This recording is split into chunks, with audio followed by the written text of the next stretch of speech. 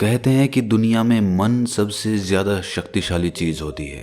अगर किसी चीज को तुम पूरे मन से चाह लो तो तुम उसे हासिल कर सकते हो। ये मैं नहीं कहता, ये सभी महापुरुषों का कहना है। लेकिन अगर ये सत्य है, ये सच है, तो जो हम अपने मन से चाहते हैं वो हमें हासिल क्यों नहीं होता है। भाई, कोई भी इंसान अपने मन में दुख तो नहीं चाहेगा, लेकिन वो रहता तो दुखी है। हर इंसान अपने मन से तो कामयाब होना चाहता है, खूब पैसा कमाना चाहता है, लेकिन फिर भी वो कामयाब नहीं होता। भला ऐसा दुनिया में कौन इंसान होगा जो अपने मन में ये चाहेगा कि मैं नाकामयाब रहूं या मैं पैसा ना कमाऊं। सोचने की बात है। तो इसमें दो चीजें निकल के सामने आती हैं। या तो वो महापुरुष गलत थे जिन्होंने ये बात बोली कि मन से चाही हुई चीज हासिल हो जाती है, या फिर हम गलत हैं। आज की कहानी जो मैं आपको सुनाने वाला हूँ उसमें आपको एक ऐसा मंत्र मिलेगा। उसे समझने के बाद आपको एक ऐसा मंत्र पता चलेगा जिससे आप ये समझ पाएंगे कि अपने मन से कोई भी चीज कैसे करवाई जाती है, मन में किसी भी बात का बीज कैसे बोया जाता है। ये इस कहानी से आपको अच्छी तरह से समझ में आ जाएगा, और इससे आप ये भी समझ पाएंगे कि आकर्षण का नियम, लॉ ऑफ अट्रैक्शन कैसे काम करता है। कहानी छोटी सी है लेकिन बहुत ही गहरी है। इससे पहले कि आप इस कहानी में खो जाएं, इस चैनल को सब्सक्राइब जरूर कर लें। तो चलिए ये कहानी शुरू करते हैं। एक बार की बात है, एक आदमी के जीवन में सिर्फ दुख ही दुख थे। वो जो भी काम करता उस बेचारे का वो काम पूरा ही नहीं होता। घर में आता तो घर में कलेश बना रहता, किसी से कोई मदद मांगता तो कोई उसकी मदद नहीं करता। ऐसा लगता था कि चारों ओर से दुखों का पहाड़ उसी पर टूट पड़ा है। उसे समझ नहीं आ रहा था कि मैं इन दुखों से पार कैसे पाऊं। वो दिन रात यही सोचता रहता कि अपने दुखों से छुटकारा कैसे पाना है। इसी कारण से वो रात में सो भी नहीं पाता था। उसकी आंखों के नीचे बड़े बड़े काले घेरे बन गए थे, जो इस बात का प्रतीक थे कि वो आदमी कितना दुखी है और कितना चिंतित है। कभी कभी तो उसके मन में आत्महत्या करने के भी ख्याल आते थे, लेकिन अपने परिवार की चिंता करके वो ये कदम नहीं उठा पाता था। वो इतना दुखी हो गया कि उसने निर्णय किया कि वो इन दुखों से छुटकारा पाके रहेगा। इसके लिए चाहे उसे कितनी भी मेहनत करनी पड़े, कुछ भी करना पड़े, चाहे अंगारों पे चलना पड़े, लेकिन इन दुखों से छुटकारा हासिल करके रहेगा। ऐसे ही एक दिन उसने अपने मित्र से पूछा कि मैं अपने जीवन को कैसे सुधारूं। उसके मित्र ने उसे बताया कि तुम किसी बाबा के पास जाओ। बाबाओं के पास ऐसा मंत्र होता है जिससे सारे दुख मिट जाते हैं, जीवन खुशियों से भर जाता है और धन संपदा भी हासिल हो जाती है। तुम किसी ऐसे बाबा को ढूंढ लो, बस तुम्हारा काम बन जाएगा। उस आदमी के मन में ये बात पूरी तरह से पक्की बैठ गई कि कोई बाबा ही मेरा दुख दूर कर सकता है, और इसीलिए उसे किसी भी बाबा के बारे में पता चलता तो वो उस बाबा के पास पहुंच जाता। वो उस बाबा को अपनी समस्या बताता और उससे उसका समाधान पूछता और कहता कि बाबा, मैं कुछ भी करने के लिए तैयार हूं, लेकिन मेरी इन समस्याओं से मुझे छुटकारा दिला दीजिए। आप जो कहेंगे मैं वो करूंगा, लेकिन मेरे जीवन को सुधार दीजिए। बाबा उसे कुछ टोने टोट के बता देते थे करने के लिए, और बदले में दान दक्षिणा ले लेते थे कि ये टोना टोटका करने के बाद तुम्हारे घर में सुख शांति बनी रहेगी, बस इस टोटके को पूरी विधि के साथ करना। वो आदमी घर लौटकर पूरी विधि के साथ टोने टोटके करने लगा, लेकिन बहुत टोने टोटके करने के बाद भी उसके जीवन में कुछ बदलाव नहीं आया। इसके विपरीत उसका जीवन और ज्यादा दुखी हो गया। जो भी बाबा उसे टोना टोटका देता था वो बदले में उससे दान दक्षिणा लेता था, जिससे उसका धन भी धीरे धीरे खत्म हो रहा था। इससे उसके जीवन में दुख और ज्यादा बढ़ गए। तब उसे लगा कि बाबाओं के पास जाने से तो मेरे जीवन में दुख कम होने की बजाय बढ़ते ही जा रहे हैं, तो मुझे क्या करना चाहिए? बाबाओं के पास जाऊं या ना जाऊं? फिर एक दिन एक आदमी ने उसे बताया कि तुम अपने घर में किसी पंडित को बुलाकर हवन करवा लो। हवन होगा, घर शुद्ध हो जाएगा। कोई भी बुरी ऊर्जा होगी घर में तो वो घर से बाहर चली जाएगी। किसी पंडित को बुलाकर पूरे विधि विधानों से मंत्रोच्चारण कराओ और हवन कराओ, जिससे घर में सुख शांति आए। उस आदमी के मन में ये बात बैठ गई और उसने एक पंडित को अपने घर पर बुलाकर हवन करवा दिया। हवन अच्छी तरह से संपन्न हुआ। बदले में पंडित ने भी अच्छी दान दक्षिणा ली और उसके बाद वो वहां से विदा हो गया। लेकिन कुछ दिनों के बाद उस आदमी को महसूस हुआ कि उसके जीवन में अब भी कोई बदलाव नहीं आया है। अब वो आदमी पूरी तरह से दुखी हो गया और ज्यादा परेशान हो गया। अब तो उसे लगने लगा था कि मेरे जीवन में से दुख कभी खत्म ही नहीं होंगे। और यही सोच सोच कर उस आदमी का बुरा हाल हो गया था। फिर एक दिन उसे अपने मित्र से एक ऐसे बाबा के बारे में पता चला जो समाधान बताने के लिए कोई दान दक्षिणा नहीं लेता था। उस आदमी को लगा कि ये बाबा दूसरे बाबाओं की तरह नहीं हो सकता, क्योंकि ये दान दक्षिणा तो लेता ही नहीं, और अगर दान दक्षिणा नहीं लेता तो ये सच में कोई सिद्ध बाबा होगा। और यही सोचकर वो उस बाबा के पास पहुंच जाता है। जब वो आदमी वहां पर पहुंचता है तो वो बाबा ध्यान में बैठे हुए थे। ये देखकर वो आदमी वहीं पर चुपचाप बैठकर ध्यान से बाहर आने का उनका इंतजार करने लगा।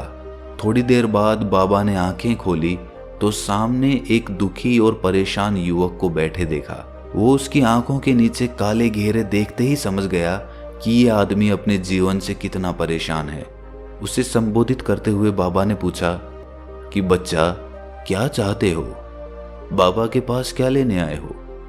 उस आदमी ने कहा कि बाबा, मैं अपने जीवन से बहुत परेशान हूं। मैंने इन दुखों को दूर करने के लिए बहुत सारे रास्ते अपनाए, हर वो तरकीब करके देखी जो किसी बाबा ने मुझे बताई, हर वो काम किया जो किसी भी इंसान ने मुझसे करने को कहा, लेकिन मेरे जीवन में दुखों में कोई कमी नहीं आई। बाबा, इसके विपरीत मेरे जीवन में दुखों में बढ़ोतरी हो गई। मुझे समझ नहीं आ रहा है कि मैं क्या करूं। कभी कभी तो मैं आत्महत्या करने की सोचता हूं, लेकिन अपने परिवार की सोचकर मैं ये कदम नहीं उठा पाता। मैंने आपके बारे में बहुत सुना है बाबा, और मैं बहुत उम्मीद के साथ आपके पास आया हूं। कृपया करके मुझे कोई ऐसा मार्ग बताएं जिससे मुझे अपने दुखों से छुटकारा मिल जाए। मैं अपने दुखों से छुटकारा पाने के लिए कुछ भी करने को तैयार हूं। आप मुझे कोई भी रास्ता बताएं, चाहे वो रास्ता कितना भी कठिन क्यों ना हो, मैं उसको पार करके रहूंगा। बाबा ने महसूस किया कि आदमी तो सच में बहुत परेशान है।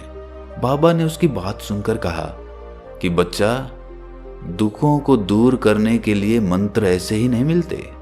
मंत्र पाने के लिए कुछ करना पड़ता है। तुम कुछ कर सकते हो?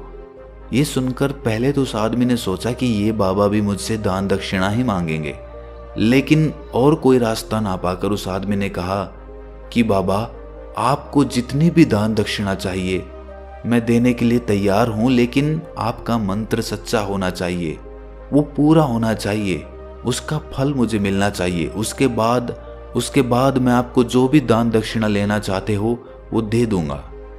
बाबा ने कहा कि दान दक्षिणा तो बहुत छोटी सी चीज है, मुझे वो नहीं चाहिए। इस पर वो आदमी सोच विचार करके बोला, तो बाबा, मैं अंगारों पे भी चलने के लिए तैयार हूं, आप मुझे बस आज्ञा दीजिए। बाबा ने कहा कि अंगारों पे चलने वाली छोटी चीज मैं तुमसे नहीं कराने वाला। मैं जो तुमसे कराने वाला हूं वो बहुत कठिन मंत्र है, उसे पूरा कर पाओगे? बाबा ने कहा कि बाबा, आप मुझे बताइए तो सही, मुझे करना क्या होगा, मैं कुछ भी करने को तैयार हूं।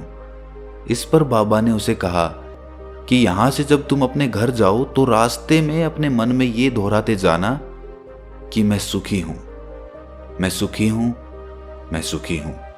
बार बार अपने मन में यही दोहराना, और याद रहे जुबान पर ये नहीं आना चाहिए, ये सिर्फ मन में दोहराना है। ये सुनकर वो आदमी बोला, बाबा, बस इतनी सी बात, ये तो मैं चुटकी बजा के कर लूंगा, लेकिन इससे होगा क्या? बाबा बोले कि इस मंत्र को करके देखो, वैसे भी तुमने इतने बाबाओं के मंत्र किए हैं तो इस मंत्र को भी करके देख लो। उस आदमी ने सोचा कि बाबा कुछ दान दक्षिणा तो ले नहीं रहे और छोटा सा मंत्र है, इसे तो मैं कर ही लूंगा। वो बोला, ठीक है बाबा, मैं ये मंत्र जरूर करूंगा। वो आदमी ये कहकर वहां से उठकर चलने लगा, लेकिन जैसे ही वो चलने लगा, पीछे से बाबा ने बोला कि बच्चा, एक बात याद रखना, जब तुम ये मंत्र अपने मन में दोहराओ तो तुम्हारे मन में बंदर के विचार नहीं आने चाहिए, बंदर का ख्याल भी नहीं आना चाहिए, तो ही ये मंत्र सिद्ध होगा।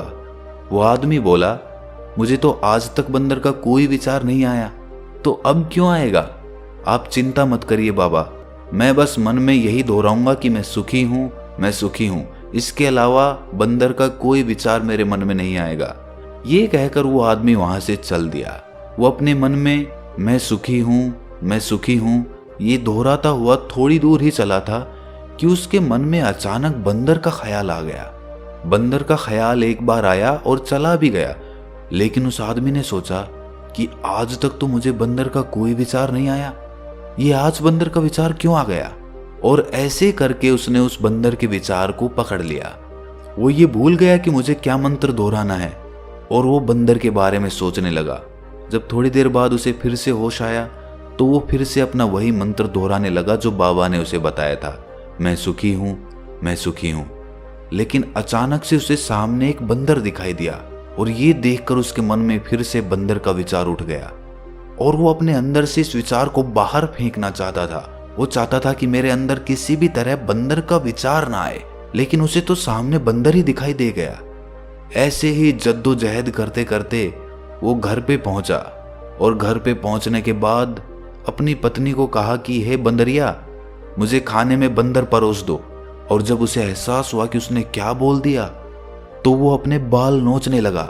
वो दीवारों में सर मारने लगा कि आज तक मुझे बंदर का कोई विचार नहीं आया और आज मुझे ये क्या हो गया है कि मुझे हर जगह बंदर ही बंदर नजर आ रहे हैं, ये कैसी माया है।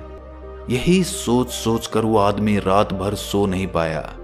रात भर करवटें बदलता रहा और सुबह उठकर सीधे उसी बाबा के पास पहुंच गया और उसके चरणों में गिरकर कहा कि बाबा, पता नहीं क्या चमत्कार हो रहा है, आज तक मुझे बंदर का कोई विचार नहीं आया, लेकिन कल से जब से आपने मुझसे कहा कि बंदर का विचार नहीं आना चाहिए, तब से मुझे हर जगह बंदर ही बंदर नजर आ रहे हैं। उस आदमी ने कहा कि बाबा, मुझे तो आपके पीछे पेड़ पर बैठा हुआ बंदर भी केले खाता हुआ दिखाई दे रहा है, ये हो क्या रहा है बाबा। ये सुनकर बाबा हंसने लगे। बच्चा, मन का जाल एक ऐसा जाल है जिसे समझ पाना इतना आसान नहीं है। बंदर तो तुम्हारे रास्ते में पहले भी आते थे। जब तुम मेरे पास आए थे तो इन्हीं पेड़ों पे ये बंदर घूम रहे थे, लेकिन तब तुम्हारे ध्यान में ये बंदर नहीं था, तब तुम्हारे ध्यान में सिर्फ अपने दुख थे। इसके बाद बाबा ने उसे बताया कि बच्चा, हम जिस चीज से भी दूर भागना चाहते हैं वही चीज हमारे मन में बहुत गहरे में प्रविष्ट हो जाती है, वो हमारे अंतर मन में समा जाती है। असल में हम जिस चीज से भी छुटकारा पाना चाहते हैं उससे छुटकारा इसीलिए पाना चाहते हैं कि वो हमारे साथ बहुत गहरे से जुड़ी हुई है, और हम जितना ही उससे छुटकारा पाना चाहते हैं वो उतनी ही गहरी हमारे मन में बैठती चली जाती है और आखिरकार वो हमारे अंतर मन में छा जाती है। ऊपर से तो हम चाहते हैं सुखी होना कि मैं सुखी हूँ, सुखी हूँ, हमारे होंठ भी यही बोलते रहते हैं, लेकिन हमारे मन में दुख समाये होते हैं। हमारे विचारों में, हमारे मन में हमें दुख ही दुख दिखाई देते हैं। इसीलिए अपनी जुबान से बार बार ये बोलने से कि मैं सुखी हूँ, मैं सुखी हूँ, हम सुखी नहीं होंगे जब तक ये मंत्र हमारे अंतर मन में प्रविष्ट नहीं होगा। इस पर उस आदमी ने पूछा कि बाबा, लेकिन ये मंत्र हमारे अंतर मन में प्रविष्ट कैसे होगा। ये सुनकर बाबा ने कहा कि बच्चा, अपने दुखों से लड़ना बंद कर दो। जब तक तुम अपने दुखों को दूर करने की सोचते रहोगे तब तक वो दुख तुमसे चिपके रहेंगे, तब तक वो दुख तुम्हारे अंतर मन पर अपना राज जमाए बैठे रहेंगे।